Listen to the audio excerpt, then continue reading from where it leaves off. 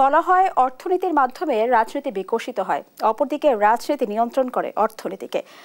গেল জুলাই অভ্যুত্থানে বিগত সরকারের পতন হয়, বাড়ে রাজনৈতিক অস্থিরতা, সেই সাথে তো রয়েছে অর্থনৈতিক ধীরগতি। এমন প্রতিকূলতার অবস্থায় বর্তমান অন্তর্বর্তী সরকার নিয়ে আসছেন নতুন অর্থ বছরের বাজেট। এমন একটি জটিল সময়ের মধ্যে এই অর্থনৈতিক যে বাজেট আসছে তা কেমন হবে? সুপ্রিয় দর্শক, আজ এই সকল বিষয় নিয়ে আলোচনা করব। আমি রাবিয়া ইসলাম স্নেহা আপনাদের স্বাগত জানাচ্ছি দেশ টিভি নিয়মিত আয়োজন অর্থ বাণিজ্য বিষয়ক আলোচনামূলক অনুষ্ঠান বিজনেস টাইমসে। আমাদের এই চমৎকার আলোচনাটা এগিয়ে নিতে আমাদের সাথে স্টুডিওতে উপস্থিত রয়েছেন দুজন সম্মানীয় অতিথি। একে একে পরিচিত হব তাদের সাথে। আমার প্রথমেই ডানে রয়েছেন ডক্টর এ.কে.এম. নজরুল ইসলাম, উপপরিচালক, BIDS graduate school of economics. এর পরপরই রয়েছেন ডক্টর মোহাম্মদ শাহাদাত হোসেন সিদ্দিকী, অধ্যাপক, অর্থনীতি বিভাগ, ঢাকা বিশ্ববিদ্যালয়। আপনাদের দুজনকেই স্বাগত জানাচ্ছি আমাদের আজকের দেশ টিভির স্টুডিওতে। আমি প্রথমেই যেতে চাই ডক্টর এ.কে.এম. নজরুল ইসলাম আপনার কাছে। যেমনটি বলছিলাম, আসলে এই মুহূর্তে আমাদের অর্থনীতির সাথে রাজনৈতিক অস্থিরতা অনেকাংশে বেশি। এর মধ্যে আবার আসছে অর্থনীতির নতুন অর্থ বছরের বাজেট। যদি আমি অন্যদিকে একটু বলি, সেটি হচ্ছে ঢাকা শহর আজকাল যেন হয়ে গেছে আন্দোলনের শহর। যে কোনো ইস্যুতে, যৌক্তিক অযৌক্তিক যে কোনো বিষয়ে দেখা যাচ্ছে সবাই আন্দোলনে নামছে। এমন একটা পরিস্থিতিতে অর্থনৈতিক যে বাজেট আসছে, এই বাজেট কিংবা রাজনৈতিক অস্থিরতা সবকিছু মিলিয়ে আপনার অভিজ্ঞতার আলোকে যদি বিশ্লেষণ করেন। ধন্যবাদ আপনাকে আমাদেরকে ফ্লোর দেওয়ার জন্য এবং কথা বলার জন্য। দেখেন, আপনি সত্যি বলেছেন যে এমন একটা সময় বা এই বছরের যে বাজেটটা এমন একটি সময় হচ্ছে যখন আমরা একদিকে রাজনৈতিক অস্থিরতা আছে, সারা বিশ্বের অর্থনীতিতে কিন্তু এক ধরনের এখনও একটা স্থবিরতা, এক ধরনের আনসার্টেনিটি কাজ করছে। আর সেই ক্ষেত্রে বাংলাদেশের অর্থনীতি তো অবভিয়াসলি আমরা অনেক চ্যালেঞ্জ ফেস করছি। আমাদের যেটা আপনি অলরেডি বললেন যে পলিটিক্যাল বিভিন্ন যে ক্রাইসিসের ভিতর দিয়ে আমরা যাচ্ছি, সেটা ঢাকা শহরের দিকে নয়, সারা দেশেই এক ধরনের অস্থিরতা কাজ করছে। আমরা এর বাইরে দেখেন, আমরা লোকাল ইস্যুর বাইরেও কিন্তু আমাদের গ্লোবাল লেভেলের অনেক চ্যালেঞ্জ আমরা ফেস করছি এই মুহূর্তে। আমি যেটা মনে করি যে সেটা আমাদের এক্সপোর্টের দিকে তাকালে ইউএসের যে রিসেন্ট পলিসি শিফট, সেটা আমাদের বড় ধরনের একটা ধাক্কা আমাদের অর্থনীতিতে, আমাদের এক্সপোর্ট সেক্টরে। আমাদের এরকম প্রজেকশন আছে যে আমাদের এক্সপোর্ট সম্ভবত এখন পর্যন্ত যেটাই করা হচ্ছে যে প্রায় $2 বিলিয়ন মতো এক্সপোর্ট আর্নিং কমে যেতে পারে নেক্সট ফিসকালে, এরকম একটা এক্সপেকটেশন বা একরকম এস্টিমেশন সামনে আসছে। আমরা দেখছি যে ইন্ডিয়ার সাথে রিসেন্টলি ট্রেড রিলেটেড বেশ কিছু জায়গায় পরিবর্তন আসছে, সেটা আমাদের অর্থনীতিতে অবভিয়াসলি সেটার একটা ইম্প্যাক্ট থাকবে। আমাদের অর্থনীতিতে এখন পর্যন্ত আমাদের ইনফ্লেশন রেট অনেক হাই, যথেষ্ট হাই, যদিও গ্র্যাজুয়ালি কমছে, কিন্তু সেটা একেবারেই টলারেবল লেভেলে নয়। সেখানে একটা বড় চ্যালেঞ্জ।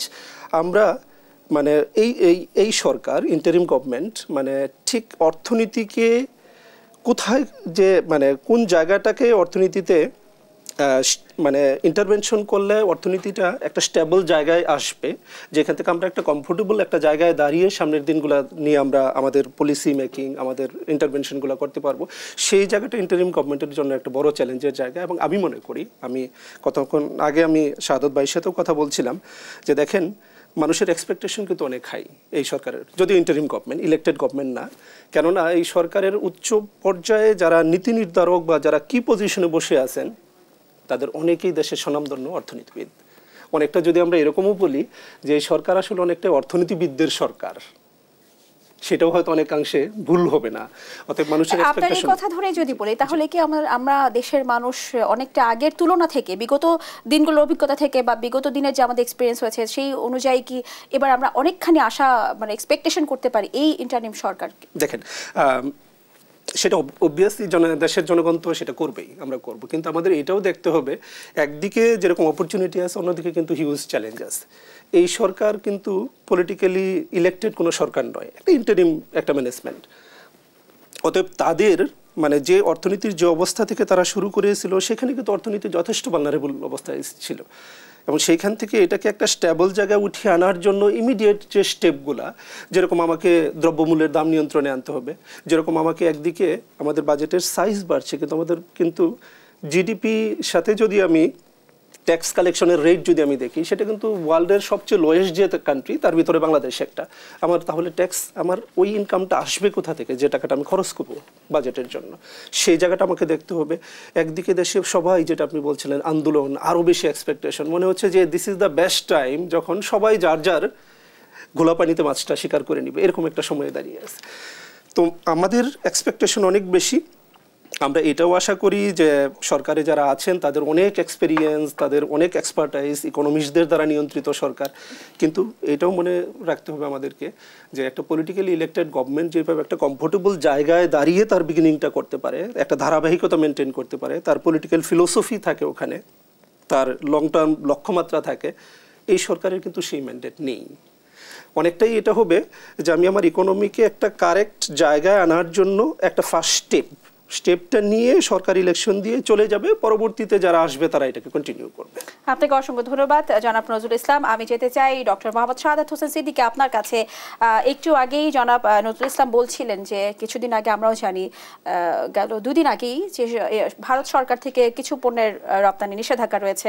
আবার দেখা যাচ্ছে পোশাক শিল্পের পুরোটাই স্থলবন্দর দিয়ে নিষেধাজ্ঞা রয়েছে, দুটো সমুদ্র বন্দর ব্যবহার করতে পারবে। এই নিষেধাজ্ঞা যে একটা বিষয় আছে, এটি কি পুরোটাই অর্থনৈতিক দিক থেকে চিন্তা করে, নাকি কিছুটা রাজনৈতিক বিষয় আছে? আপনার কি মনে হয়?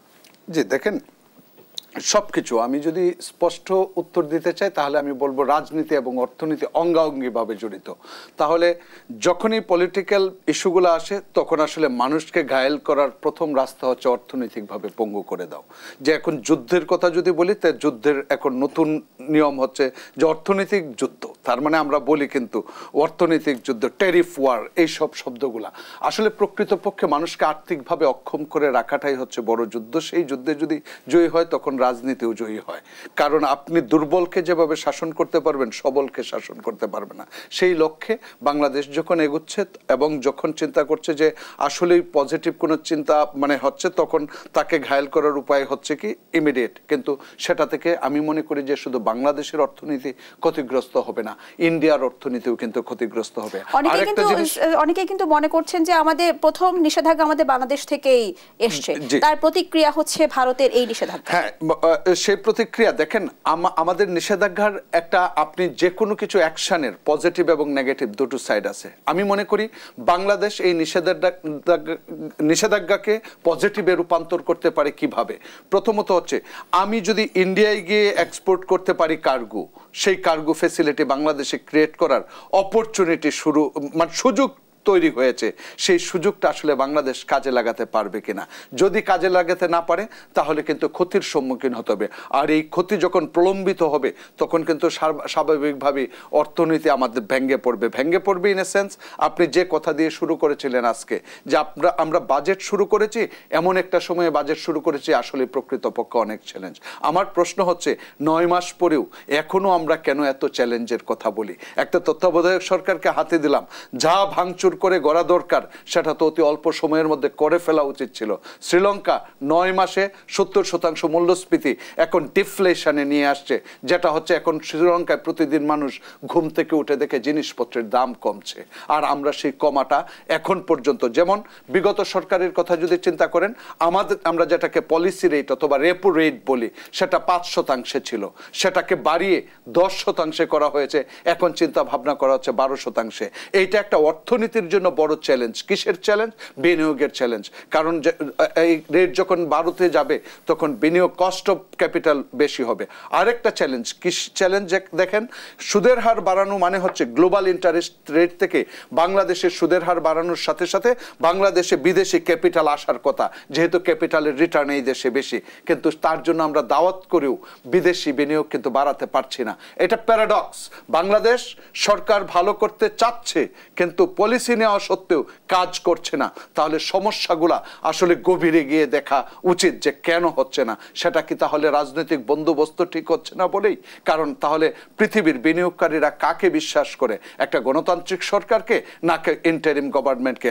আমি সেটা কিন্তু একটা প্রশ্নবোধক চিহ্নের মধ্যে রেখে দিব, যে আমার উত্তর না, আপনি নিজেকে জিজ্ঞেস করবেন। তাহলে এমন ভালো সরকার যদি হয় তাহলে বিদেশি বিনিয়োগ, আমি একটা সাধারণ নাগরিক হিসাবে প্রত্যাশা অনেক বেশি, এবং সেই প্রাপ্য ঘাটতিটুকু দেখতে চাই। কিন্তু যখন দেখেন বিদেশি কমিটমেন্টেও আসছে না, তার মানে কি বিদেশ থেকে যে সাহায্য, আমরা বাজেটারি সাহায্য বলি, যে একটা বাজেট দেওয়া হয়। আপনি জানেন যে বাংলাদেশ সরকার এখন 2.4 লাখ মিলিয়ন মানে হচ্ছে 2,40,000 কোটি টাকা উন্নয়ন বরাদ্দের জন্য এবং 5,50,000 কোটি টাকা আমাদের রিকারেন্ট এক্সপেন্ডিচারের জন্য, এই 7,90,000 কোটি টাকা। অর্থাৎ বিগত সরকার যে বাজেট দিয়েছিল সেই বাজেট থেকেও কিন্তু 7,000 কোটি টাকা কম।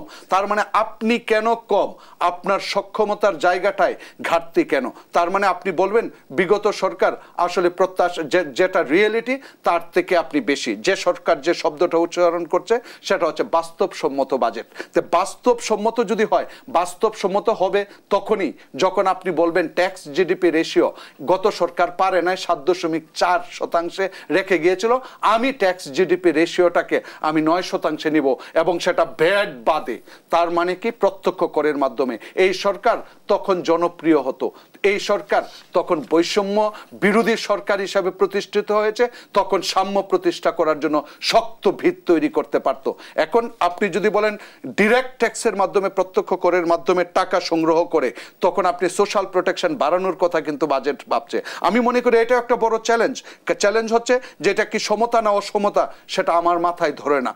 কথা হচ্ছে আপনি যখন ডিরেক্ট ট্যাক্সের মাধ্যমে ধনী মানুষের টাকা নিয়ে গরিবদেরকে দিতে পারবেন তখন সেখানে সমতা তৈরি হবে। কিন্তু ধনীর কাছে যদি সম্পদ আবার কেন্দ্রীভূতই হবে, গরিবকে 2 টাকা বাড়িয়ে সেটাকে সমতা হবে না, বরং অসমতা তৈরি হবে। অতএব সার্বিক দিক থেকে আমি যদি মনে করি যে চ্যালেঞ্জগুলো সরকারের কথার মধ্যেও রয়েছে, কিন্তু বাস্তবতার জায়গাটায় যদি বিশ্লেষণ করি তাহলে প্রত্যেকটা ক্ষেত্রেই চ্যালেঞ্জ।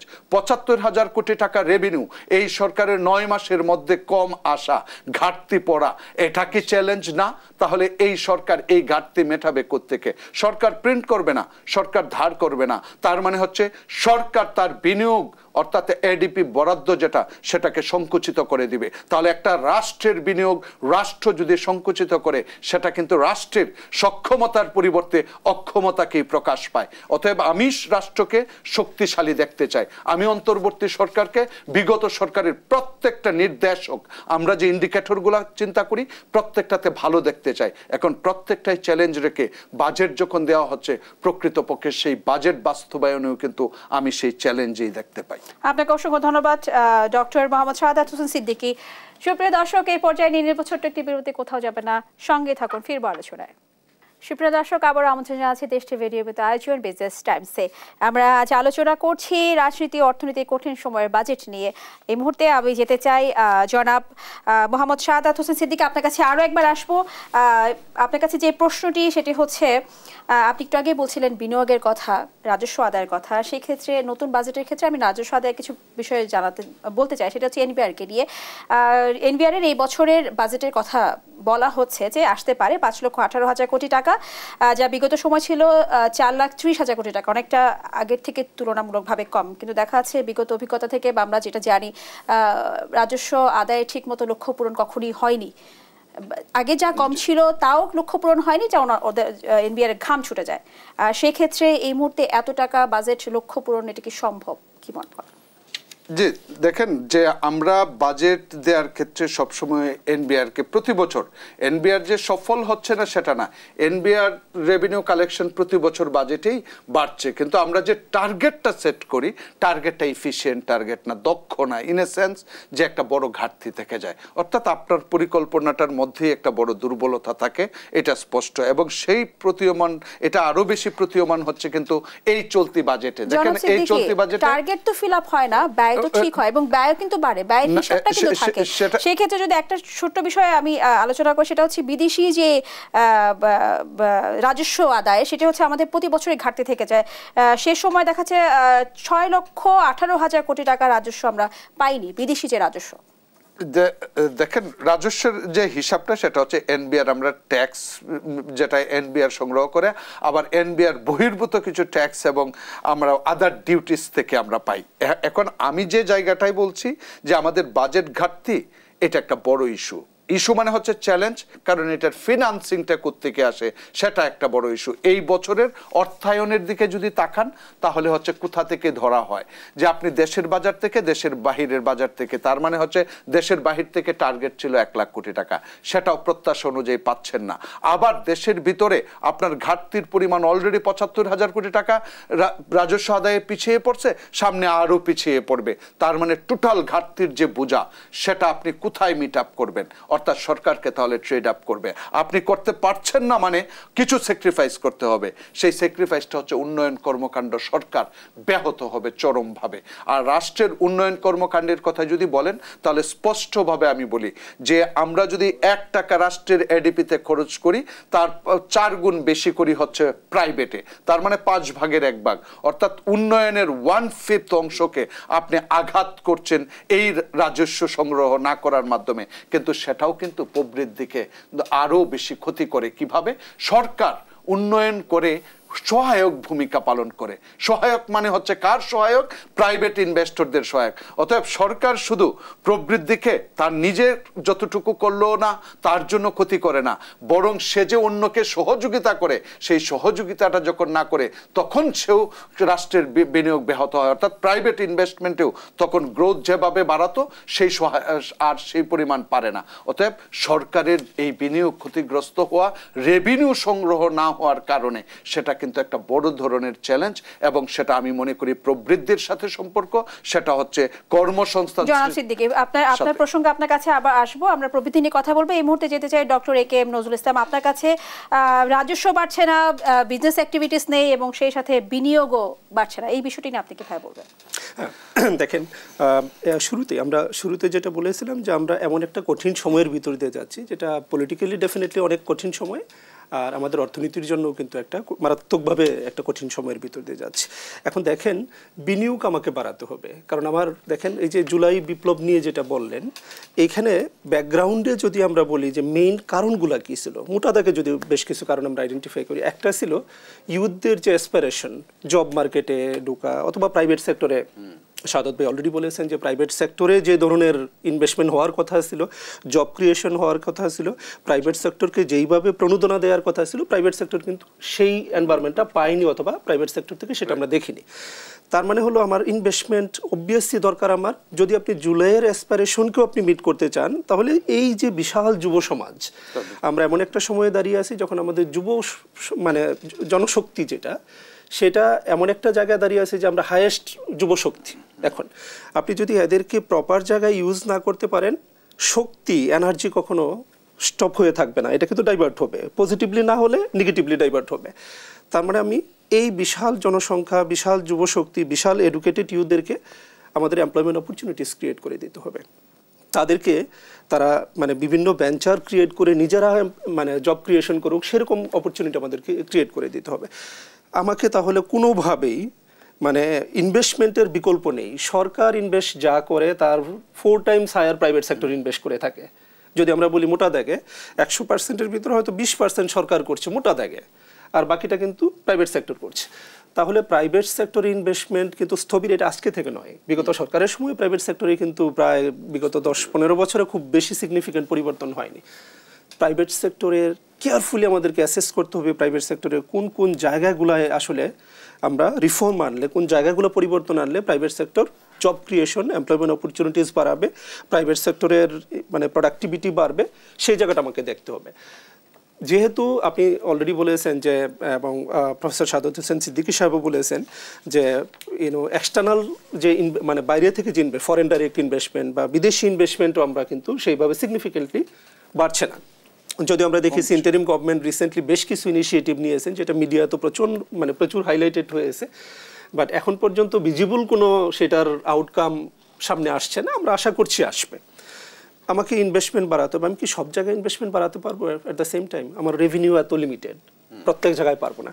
তাহলে আমাকে আইডেন্টিফাই করতে হবে কোথায় ইনভেস্টমেন্ট করলে, কারণ ইকোনমিক্স মানেই হলো আপনি প্রায়োরিটি সেট করতে হবে। সম্পদ সীমিত, আমার ডিমান্ড আনলিমিটেড।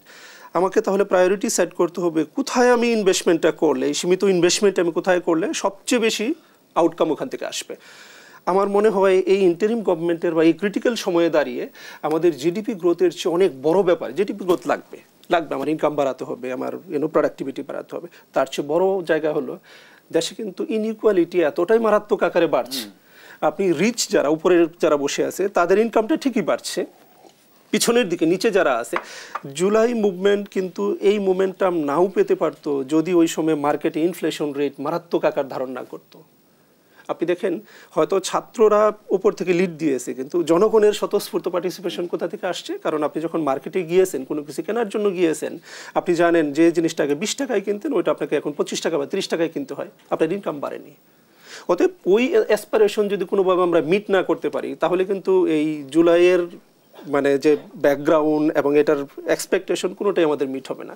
তাহলে আমাদের প্রায়োরিটি সেট করতে হবে যে কোন সেক্টরে আমি ইনভেস্টমেন্ট করলে আমার সবচেয়ে বেশি পরিমাণে এইখানে মানে ফ্রুটফুল একটা আউটকাম আসবে। আমি মনে করি যুব সমাজকে মাথায় রেখে একটা হলো জব ক্রিয়েশন করতে হবে, তাদেরকে তারা যাতে মানে বিভিন্ন এন্টারপ্রাইজ নিজেরা ডেভেলপ করতে পারে সেই জন্য প্রপার এনভায়রনমেন্ট দিতে হবে। সেখানে সরকার যতটুকু সম্ভব প্রণোদনা দেয়া, স্মল মিডিয়াম এন্টারপ্রাইজগুলোকে ডেভেলপ করা, এবং আমি মনে করি এগ্রো বেসড ইন্ডাস্ট্রি। দেখেন এগ্রিকালচারে ওভার দ্য ইয়ার কিন্তু এগ্রিকালচারে আমরা যে পরিমাণে ইনভেস্টমেন্ট হয়, অনেকে অলরেডি ইকোনমিস্টরাও কথা বলছে যে এগ্রিকালচারে যে পরিমাণে সাবসিডি আমরা দিচ্ছি, যেহেতু সাবসিডির পরিমাণ বিশাল চাপ, নতুন বাজেটে সম্ভবত এটা 1,22,000 কোটি টাকার মতো চলে যাওয়ার কথা, if I am not wrong. মানে 1 লক্ষ মানে 12,000 12,500 কোটি টাকা ছিল অনগোয়িং বাজেটে, এখনো নেক্সট বাজেটে এটা বাড়বে। তাহলে আমি এই যে বিশাল সাবসিডি, আমি কোথায় কোথায় সাবসিডি দিতে পারবো, কোথায় পারবো না? আমি মনে করি এগ্রিকালচারের সাবসিডি কোনোভাবে কাট করা ঠিক হবে না। এগ্রিকালচার এখনও আমার দেশের 40-45% যে টোটাল মানে ম্যান পাওয়ার, সেটা কিন্তু এগ্রিকালচারে জড়িত। আপনি ডিরেক্টলি ইনডাইরেক্টলি যদি টোটাল পপুলেশনকে হিসাব করেন, একটা বিশাল নাম্বার এগ্রিকালচারে জড়িত। এগ্রিকালচার হয়তো কন্ট্রিবিউট করে 11-12% জিডিপিতে, কিন্তু agriculture food security, employment creation, তারপরে এগ্রিকালচারে মানে যদি আপনি ইনভেস্ট না করেন, যে আনপ্লান মাইগ্রেশন যেটা হবে, আর মানে দেখেন আপনি রাস্তায় বের হতে পারবেন না। মানে এর ভিতরে জিজ্ঞেস করে দেখেন, একটা বিশাল নাম্বার মানুষ গ্রামে তাদের অপরচুনিটি নেই দেখে তারা ঢাকায় মাইগ্রেট করছে। ঈদের আগে যাই, কিছুটা ইনকাম যদি ওখান থেকে হয়, রিক্সা পুলিং বা কোনো কিছু থেকে।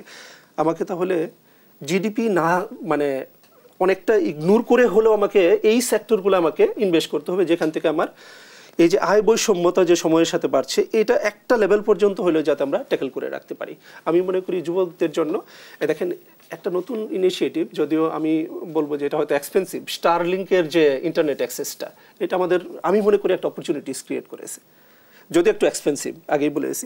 কেননা আমাদের যারা আউটসোর্সিংয়ের সাথে বিভিন্ন অ্যাক্টিভিটির সাথে জড়িত যুব সমাজে, এখন তাদেরকে এই সুবিধা আপনি দিচ্ছেন, দ্রুত তারা কাজ করে নিতে পারবে, fast internet speed, heavy speed, কিন্তু তাদেরকে তারা যাতে প্রপার ইনফরমেশন পায়, ট্রেনিং পায়, কোথা থেকে তারা কাজটা শুরু করবে সে অপরচুনিটি প্ল্যাটফর্ম ক্রিয়েট করে দিতে হবে। আপনি দেখবেন যুবক সমাজে এরকম, তারা নিজেরাই, আপনি জাস্ট তাদের বিগিনিংটা শুরু করে দেন, তারা টেনে এটা সামনে অনেক দূর নিয়ে চলে যাবে। জনাব শাহাদাত হোসেন সিদ্দিকী, আপনার কাছে পরে আসছি। আমি আরেকটা প্রশ্ন আপনার কাছে নজরুল ইসলাম আপনার কাছে করতে চাই। সেটি হচ্ছে যে আপনি বিনিয়োগের কথা বলছিলেন, বা যে ছোট ছোট যে তরুণ উদ্যোক্তাদের বিষয়ে কথা বলছিলেন। যদি বিদেশি বিনিয়োগের কথা বলি, কিছুদিন আগে হচ্ছে একটা সামিট আমাদের সব আপনি বলছিলেন খুব পপুলার হয়েছে, সেটি সবাই এটি নিয়ে আলোচনা করছিল, কিন্তু ওনারা কিন্তু বারবার হচ্ছে আমাদের বিভিন্ন বড় বড় বিনিয়োগের কথাই বলছেন, টেক্সটাইল কিংবা আদার্স যে মিলস কারখানাগুলোর ক্ষেত্রে। এদিক থেকে আমাদের দেশে কিন্তু টেক্সটাইলগুলো বা বিভিন্ন মিলস কারখানাগুলো কিন্তু হচ্ছে সার্ভাইভ করছে, বিভিন্ন জ্বালানি সংকট, বৈদ্যুতিক সংকট। সেই ক্ষেত্রে বিদেশি বিনিয়োগকে আসলে কোন খাতে নিয়ে গেলে সবচেয়ে বেশি আমরা লাভবান হতে পারি বলে আপনি মনে করেন? ধন্যবাদ আপনাকে। মানে আপনি রাইটলি বলেছেন যে বিদেশি বিনিয়োগ আমাদের লাগবে। আমরা রিসেন্টলি দেখেছি সরকার একটা বিশাল বড় মানে সম্মেলন করেছে বিদেশি বিনিয়োগকে অ্যাট্রাক্ট করতে গিয়ে। এখন দেখেন বিদেশি বিনিয়োগের যে কিছু পূর্ব শর্ত, দেখেন আমি বিনিয়োগ মানে তো আমি আমার টাকাটা একটা জায়গায় আমি সেইখানে আমি টাকাটা এমন জায়গায় ব্যবহার করবো যেখান থেকে আমি একটা সিকিউরড রিটার্ন যাতে আমি ওইখান থেকে পেতে পারি। এখন কোশ্চেন হলো, যখন একটা দেখেন আমাদের এই সরকার আসার আগে বলেন অথবা ইন্টারিম গভর্নমেন্টের এখন পর্যন্ত, আপনি একটু আগেই বলেছিলেন যে রাস্তাঘাটে বের হওয়া যায় না, আজকে এখানে আন্দোলন, কালকে ওখানে আন্দোলন। পলিটিক্যাল স্টেবিলিটি যদি না থাকে তাহলে কিন্তু বিদেশি বিনিয়োগ কখনো আসবে না। আমার মনে হয় যে ইন্টারিম গভর্নমেন্ট হয়তো প্ল্যাটফর্মটা ক্রিয়েট করছে, কিন্তু যখন পলিটিক্যালি ইলেক্টেড একটা গভর্নমেন্ট আসবে তখন সম্ভবত এইটার বেনিফিটটা আমরা তখন আশা করছি যে পেতে পারবো। একে তো রাজনৈতিক অস্থিরতা রয়েছে, কিন্তু আমাদের শিল্প খাতে তো অনেক সংকট রয়েছে। এই সংকটগুলো না কাটিয়ে ওঠা পর্যন্ত কি বিদেশি বিনিয়োগরা আমাদের এখানে বিনিয়োগ করবে? না, দেখেন সেটার জন্য সরকারকে হয়তো অ্যাটলিস্ট স্পেশালি তাদেরকে আলাদা ইনসেন্টিভ দিতে হবে। এখন আপনি কিন্তু রাইটলি বলেছেন যে আমাদের জ্বালানি খাতে একটা বড় সমস্যা আছে। আমরা লোকাল যে গার্মেন্টস তাদেরকে পর্যন্ত আমরা গ্যাস সাপ্লাই দিতে পারছি না প্রপারলি। গ্যাসের প্রাইস নতুন করে বাড়ানো হয়েছে। আমাদের বিডার চেয়ারম্যান কিন্তু এটা নিয়ে প্রতিবাদ করেছেন যে একদিকে আমি মানে বিনিয়োগ বাড়ানোর জন্য সম্মেলন করছি, অন্যদিকে গ্যাসের প্রাইস বাড়ানো হচ্ছে। এটা তো কাউন্টার প্রোডাক্টিভ।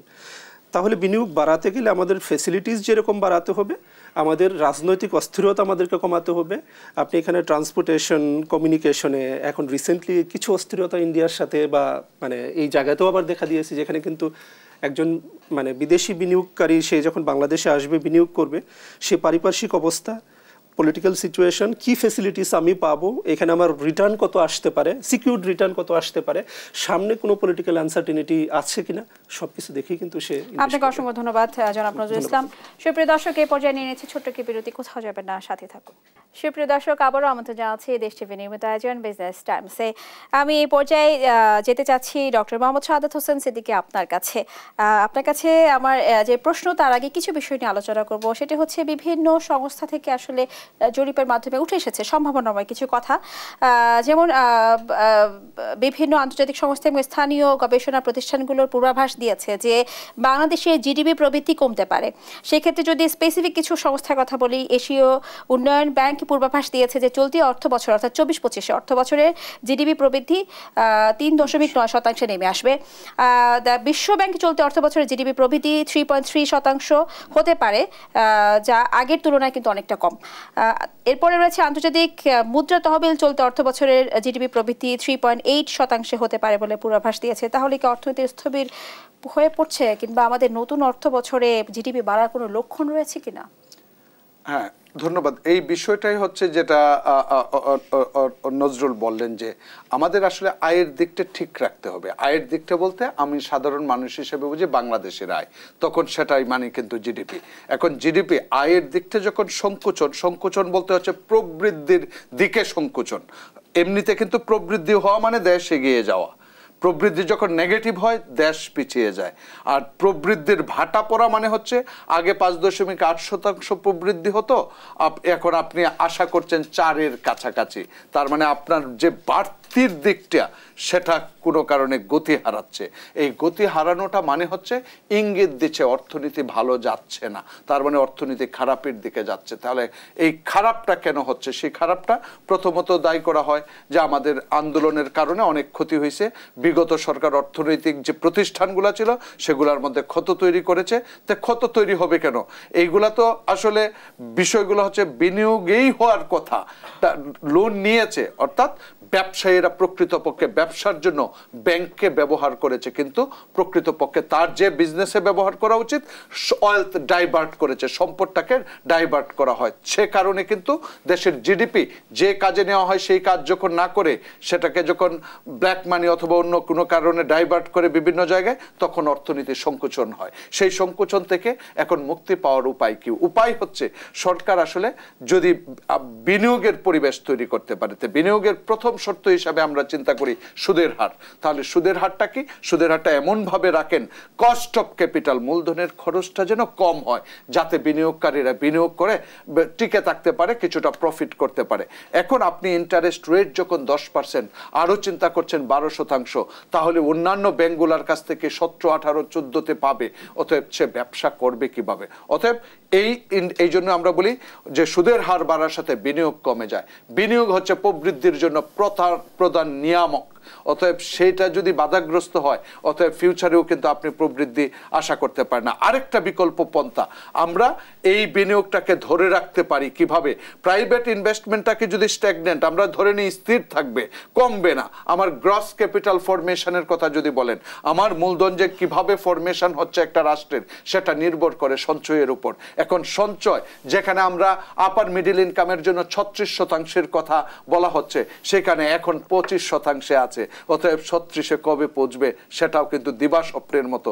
কারণ যে দেশে এত মূল্যস্ফীতি, সে দেশে সঞ্চয় হলেই বিনিয়োগে যায় এবং সেই সঞ্চয়টা জমি একটা রাষ্ট্রের মূলধন গড়ে ওঠে এবং ক্যাপিটাল ফরমেশন দেখবেন স্থির হয়ে আছে, ধীরে ধীরে এখন একটু কমের দিকে যাচ্ছে। অতএব রাষ্ট্র যে প্রবৃদ্ধি যে অর্জন হবে না এবং প্রবৃদ্ধির সামনে যে আরো শঙ্কা রয়েছে, এইগুলা হচ্ছে ইন্ডিকেটর। সেটা দেখতে হলে আরো সামনের বছর হয়তো আরো অপেক্ষা করতে হবে। দ্বিতীয়ত আমরা ধরি যে রাজনৈতিক স্থিতিশীলতা একটা দেশের বিনিয়োগকে আকৃষ্ট করে, সেটা ফরেন ডিরেক্ট ইনভেস্টমেন্টকে। দেশের বিনিয়োগ স্থির কিন্তু বিদেশি বিনিয়োগ ঝাঁপায়ে পড়ছে, আপনার প্রবৃদ্ধির সহায়ক ভূমিকা পালন করবে, যেটা বাংলাদেশের জন্য খুবই গুরুত্বপূর্ণ। কারণ আমরা যে পরিমাণ ঋণের বোঝা বাংলাদেশ বাড়াচ্ছে এবং যেভাবে বাড়াচ্ছে, সেই বোঝা কিন্তু প্রতি বছর, যেমন গত বছরের বাজেটে যদি চিন্তা করেন, বিদেশিদের মূল টাকা প্লাস সুদ $3.7 বিলিয়ন পে করতে হতো। ঠিক এই বাজেটে এসে চিন্তা করছেন আপনার $4.5 বিলিয়ন, $1 বিলিয়ন করে যুক্ত হচ্ছে। এই যে চাপ, এই চাপ 26-এর পরে আরো বাড়বে। অতএব সেই জায়গা থেকে বিদেশি বিনিয়োগের মাধ্যমে এক্সপোর্ট অথবা বিনিয়োগ ছাড়া সেটা কিন্তু রক্ষা পাওয়ার কোনো উপায় নাই। ভবিষ্যতে যদি আপনার এই টাকা মান ধরে না রাখতে পারেন, যেমন প্রবৃদ্ধির জন্য আপনার মুদ্রার মানকে স্থিতিশীল রাখতে হবে। এখন মুদ্রার মান মুক্ত বাজারে ছেড়ে দিয়েছেন, আমরা বলছি যে বাজারে কিছুটা হলেও স্থিতিশীলতা আসছে, কিন্তু পূর্ণ মাত্রায় আস্থা নেই। কারণ হচ্ছে এই স্থিতিশীলতা আসছে দুটো কারণে। প্রথমত, রেমিটেন্সের পরিমাণ যদি দেখেন, সেই রেমিটেন্সের পরিমাণ বাড়ছে। অন এন এভারেজ আমরা 1.82 ছিল, সেটাকে 2.73 এর কাছাকাছি নিয়ে গেছি। অতএব আমরা $8 to 10 বিলিয়ন প্রত্যেক বছর, $8 থেকে 10 বিলিয়ন বেশি পাচ্ছি। স্বস্তি, ডেফিনেটলি কন্ট্রিবিউশন, সরকারের অবদান। কিন্তু একই সাথে আপনি যদি বাংলাদেশ ব্যাংকের পরিসংখ্যানের দিকে তাকান, যে আমরা কি ইম্পোর্ট করি এই 9 মাসের মধ্যে বিগত আগের 9 মাসের সাথে তুলনা করেন, তাহলে স্পষ্টভাবে দেখতে পারবেন আমরা যে র মেটেরিয়ালস ইম্পোর্ট করি, আমরা যে মূলধনী যন্ত্রপাতি ইম্পোর্ট করি, আমরা যে মধ্যবর্তী পণ্য, আমি যেগুলা বললাম সবগুলাই হচ্ছে উৎপাদনের অপেক্ষকে আমরা এগুলাকে নির্ধারক হিসাবে ব্যবহার করি, মানে হচ্ছে উৎপাদনের সহায়ক, সেগুলা 25 থেকে 30% কমে গিয়েছে। এইগুলা কমা মানে হচ্ছে প্রবৃদ্ধি। আপনাকে অসংখ্য ধন্যবাদ। আমি যেতে চাই যারা নজরুল ইসলাম, আপনার কাছে যে দুটি প্রশ্ন সবটাই সম্পৃক্ত। সেটা হচ্ছে, প্রথম যে কথাটি বলবো সেটি হচ্ছে যে জনাব সিদ্দিকী একটু আগে বলছিলেন মূল্যস্ফীতির কথা। সেক্ষেত্রে বর্তমান সরকার বাজেটে কিন্তু মূল্যস্ফীতি নিয়ন্ত্রণের কথা সবচেয়ে প্রায়োরিটি দিয়ে কথা বলেছেন, যেটি 6.5% আনার চিন্তা করছেন। আদৌ কি সম্ভব আমাদের দেশের প্রেক্ষাপটে বা বিগত সময়গুলোর কথা চিন্তা করলে এই সময়ের মধ্যে, এই অর্থ বছরে মূল্যস্ফীতি 6.5-এর ঘরে নিয়ে আসাটা কি সম্ভব কিনা? ধন্যবাদ আপনাকে।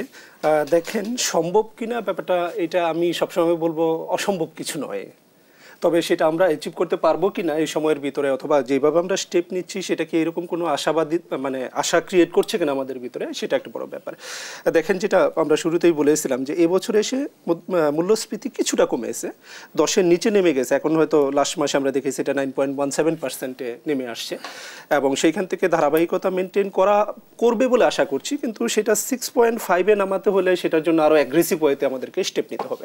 আমার কাছে যেটা মনে হয়, আমাদের যে এক্সপেকটেশন ছিল জুলাইয়ের পরে, যে এক্সপেকটেশন ছিল, যে দেখেন এটার পিছনে যদি আমরা দেখি যে ইনফ্লেশন বা এই মূল্যস্ফীতি বাড়ার পিছনে যে মেজর কারণগুলা, আমি একেবারে ইকোনমিক্সের বেসিকে চলে যাব, ডিমান্ড সাপ্লাই।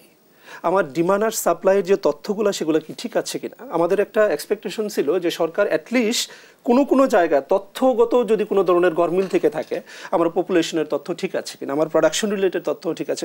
কারণ অতীতের অনেক ইন্ডিকেশন আমরা পেয়েছি যেখানে আমাদের মনে হয়েছে তথ্যগত গরমিল এখানে থাকবে।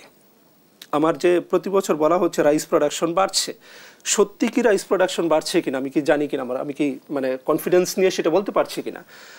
আমাদের এক্সপেকটেশন ছিল যে সরকার তথ্যগত এই গরমিল দেখার জন্য এটা ঠিক আছে কিনা, অথবা এখানে ঠিক না থাকলে সেটার পরিমাণটা কেমন, একটা স্পেশাল উদ্যোগ এটা নিবে, এটা আমাদের এক্সপেকটেশন ছিল। সেটা আনফর্চুনেটলি আমরা এখন পর্যন্ত এরকম কোনো উদ্যোগ আমরা দেখিনি। তাহলে আপনি যদি মূল্যস্ফীতি কমাতে চান, তাহলে এই যে তথ্যগত যে সমস্যা থাকতে পারে, সেটা যদি আপনার হাতে প্রপার ইনফরমেশন না থাকে, আপনি কখনো প্ল্যানিং দিয়ে, আপনি বেসিক ডিমান্ড সাপ্লাই দিয়ে দেখেন ইকুইলিব্রিয়াম প্রাইস কত হয়। এখন সেইখান থেকে যদি কোনো কারণে ডিমান্ড একটু বেশি হয়, সাপ্লাই একটু কম হয়, দেখেন ইকুইলিব্রিয়াম প্রাইসে কত পরিবর্তন চলে আসে।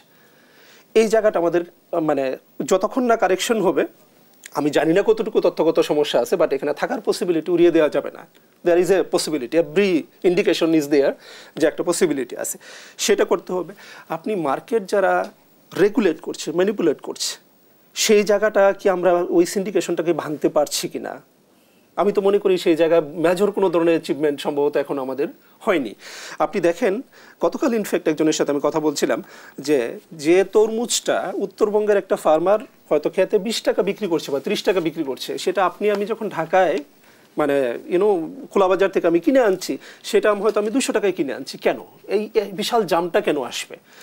না প্রডিউসার সে তার প্রপার প্রাইসটা পাচ্ছে, না কনজিউমার সে তার যে রেঞ্জের ভিতরে যে প্রাইসটা, যে প্রাইসে সেটা কেনার কথা সেটা সে কিনতে পারছে না।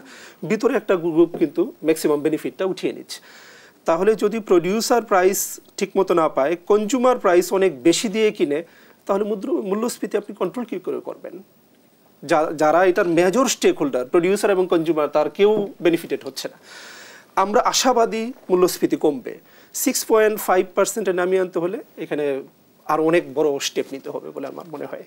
এটা অটোমেটিক্যালি 6.5 নেমে আসবে বলে আমার মনে হচ্ছে না। আপনাকে অসংখ্য ধন্যবাদ ডক্টর AKM নজরুল ইসলাম। সেই সাথে আরো একবার ধন্যবাদ জানাচ্ছি ডক্টর মোহাম্মদ শাহাদাত হোসেন সিদ্দিকী। আপনাকে, আপনার দুজনকে ধন্যবাদ জানাচ্ছি আমাদের স্টুডিওতে উপস্থিত হওয়ার জন্য। সুপ্রিয় দর্শক, আমাদের আজকের আয়োজন এই পর্যন্তই ছিল। ফিরবো নতুন কোনো বিষয় নিয়ে, নতুন কোনো আলোচনা নিয়ে। সেই পর্যন্ত ভালো থাকুন, সুস্থ থাকুন। ধন্যবাদ সবাইকে।